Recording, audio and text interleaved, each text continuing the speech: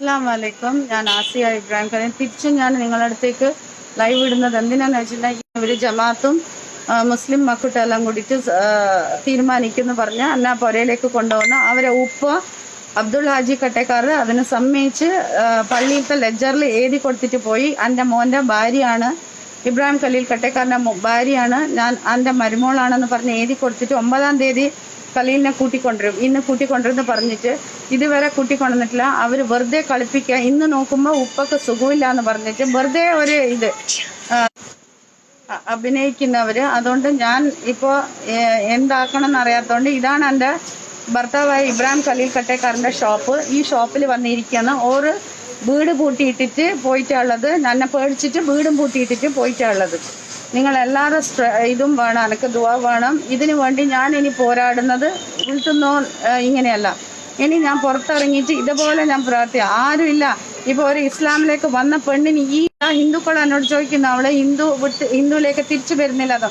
പക്ഷേ ഞാൻ ഹിന്ദുവിലേക്ക് തിരിച്ചു വരുന്നതിൽ സൊല്യൂഷൻ അല്ല. എനിക്ക് ആരെ ഇതും വേണ്ട. പക്ഷേ എങ്ങനെ എൻ്റെ പോലെ ഇനി വരുന്നവരിത് വേണ്ട. ഞാൻ ആ പെമ്പിള്ളേരെ സേവ് ചെയ്യാനാണ് എൻ്റെ ജീവിതം ത്യാഗം വെച്ചിട്ട് ഇത്ര റിസ്ക് വെച്ചിട്ട് ഞാൻ പോരാടുന്നത്. അതുകൊണ്ട് ഞാൻ ഹിന്ദു സഹോദരങ്ങളോടും ഞാൻ പറയുന്നു, നിങ്ങൾ എന്നെ പ്രാകരുത്, എന്നെ ശപിക്കരുത്. നിങ്ങളെ സഹോദരികളെ രക്ഷിക്കാൻ എൻ്റെ ജീവിതം പണയം വെച്ചിട്ടുള്ളത്.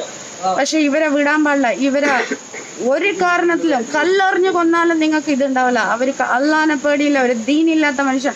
എൻ്റെ കാക്ക ഖലീലിന്റെ ഉപ്പ ഹജ്ജ് കഴിഞ്ഞ മനുഷ്യൻ. ഓക്കെ.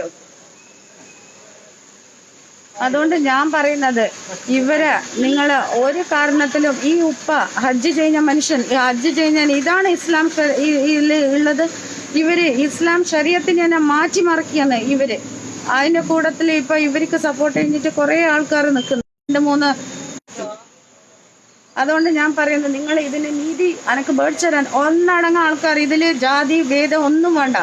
ഒരു മനുഷ്യത്വം, ഒരു പെണ്ണിന്റെ ഒരു അവസ്ഥ, ഇസ്ലാമിൽ വന്നിട്ടുള്ള ഒരു പെണ്ണിന്റെ അവസ്ഥ ഇത്ര കടോരെങ്കിലും ഞാനിത് പോരാടി തീരും. ഞാൻ ഈ ചില ആൾക്കാർ ചോദിക്കുന്നത് ഇവിടെ ഇന്നും മരിച്ചിട്ടില്ലേ അന്ന് ഫ്രൈഡേ മിട്ടത്.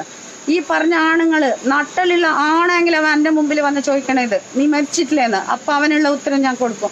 എന്തായാലും നമുക്ക് വേണ്ടി ഇതുവരക്കണം. ഞാൻ ഇന്ന് ഇതേ കടയിൽ നിൽക്കാൻ പോയി. ഈ കട പൂട്ടാൻ പോകുന്നില്ല. ഇത് എൻ്റെ ഭർത്താവിന്റെ കടയാണ്, അവന്റെ ഉപ്പാന്റെ കട. എൻ്റെ ഭർത്താവ് ഇതിലാണ് നിൽക്കുന്നുണ്ടായിരുന്നത്. അതുകൊണ്ട് നിങ്ങൾ ഹിന്ദു മുസ്ലിം അല്ല, ഇതെല്ലാം ഐക്യമായിട്ട്